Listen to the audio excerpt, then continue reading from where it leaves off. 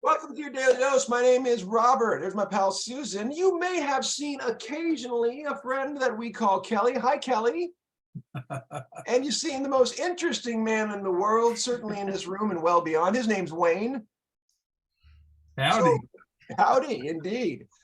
We just spent an hour together jamming for joy, doing that. It's, people who don't know about it might hear it and think, what the heck is that thing? So I leave it open into you guys. What the heck is the Jam for Joy? I know how I describe it, but what do you say it is? I love the name. Uh-huh. I love the name. The jam, of course, we always start with a song, but it just sounds like a party, and then joy. It's a great name. Super. Kelly, how do you describe the Jam for Joy? To me, it's a fountain of renewal, because it's where I come to get renewed. The joy that Susan talks about, the friendships, the care, the love, the concern, that is all understated, but yet so strong. And so it's my renewal. I love that. I love the phrasing of that is beautiful. Wayne, how do you describe the Jam for Joy, if you do, to anybody? Well, actually, I've discovered this, I'm like in year 7 of my journey with the demon. And so what I've discovered is you really learn to respect other people better when you meet other people with your same issues. Mm-hmm. So this is a place where we all can set our issues aside and have fun. I love that, because there's a commonality, and yet it's not what we're all about, right? Yeah. We acknowledge that Parkinson's is in the room, and then, like you say, in a large part, we set it down and say, hey, I see you, the whole you. Yeah. Is it hard to be seen for other than Parkinson's when it's such a big part of your life, or see the world as other than Parkinson's when it is such a big part of your life? Is it hard to do?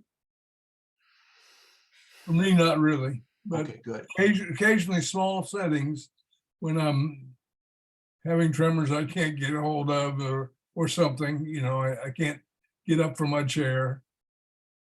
Or I once fell at a wedding, and that was, I can laugh about it now, but it was pretty embarrassing. But mostly, I have Parkinson, but it doesn't have me. There you go. I love that. I want to pursue that just for a moment to talk about the individual experience and the feeling of Parkinson's versus, like you said, being able to set it down.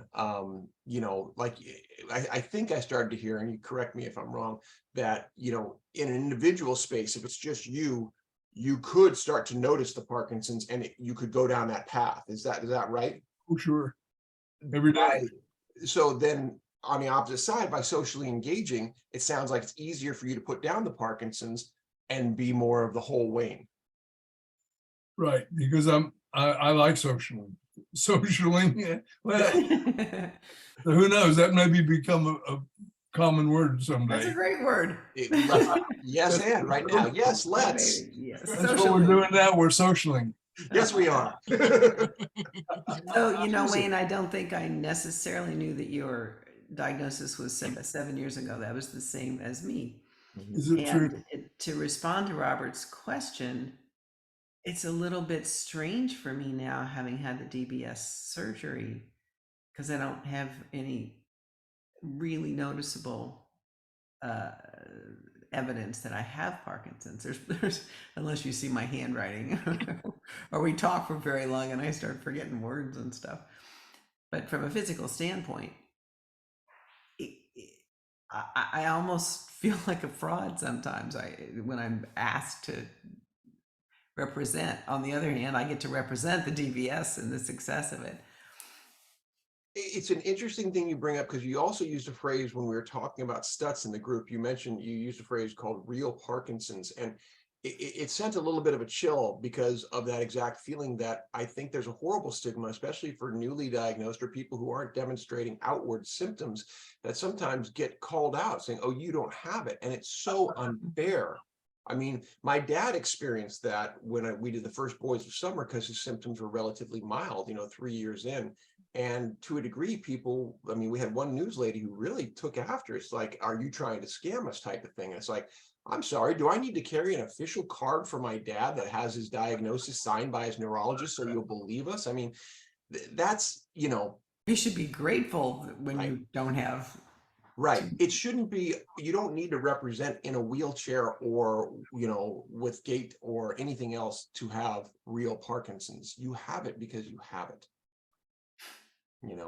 And the other thing is, I guess I'd like to close with is we have gratitude. And that Michael J. Fox quote, I think is so important, that gratitude is what allows us to sustain optimism. Yes. And you guys are what I'm grateful for right now.